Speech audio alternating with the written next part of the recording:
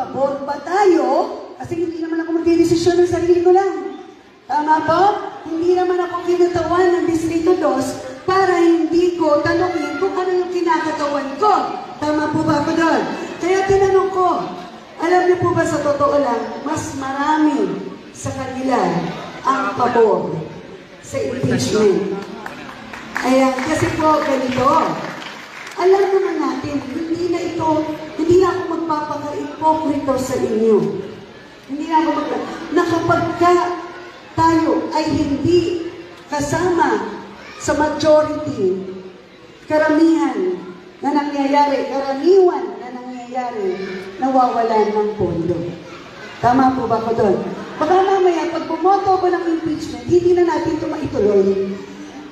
Di ba? Kasi yung podong inilaan dito, baka makuha na. Di ba? Nakukuha po ninyo. Nakukuha po ninyo. So, ano po ba? Kung kayo po ang nasa kalagayan ko, kasi nga, desisyonan ko to, o hindi ko ito desisyonan, may masasabi at masasabi yung kalaban. Tama po ba ko? So, ano mas iisipin ko? Ako na lang ang sasalo lahat ng mga pambala niya. Di ba? Pero ang importante, nasalig ko yon para hindi kayo mawalan. Okay. O bisan mo vote no ko or mo vote yes, wala na, humana. Na-impeach na siya ato.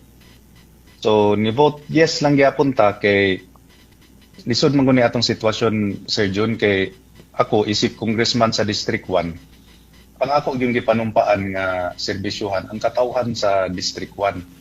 Dabi, kung mo vote no ko ato, mahimo na ko anag opposition, Sir Jun. Kung mahimo tag opposition kay balora ba taon sa mahitabuan na. Kaning mga tawo nga kapin gatos kada adlaw mo bisita sa akong opisina kay mga tabang. Unsa na lay akong ikaatubang sa ilaha, Sir Jun, nga mahubasan naman na, di naman ko makapangayo og additional nga budget pangtabang sa ila. Sabi ako nga nangatubang diya sa mga tao, maglisod ko ana, Sir Jun, wala ko ikahatag sa ila kung mo vote no ko. Okay. So naay mga konsiderasyon nga akong gihuna-huna nga aside sa kanang naata taga Mindanao ta, kaning taas gyud kay atong respeto sa mga Duterte, pero unsaon ta man gyud, Sir Jun, nga ang akong gipanumpa nga tabangan kani man yung mga District 1 good.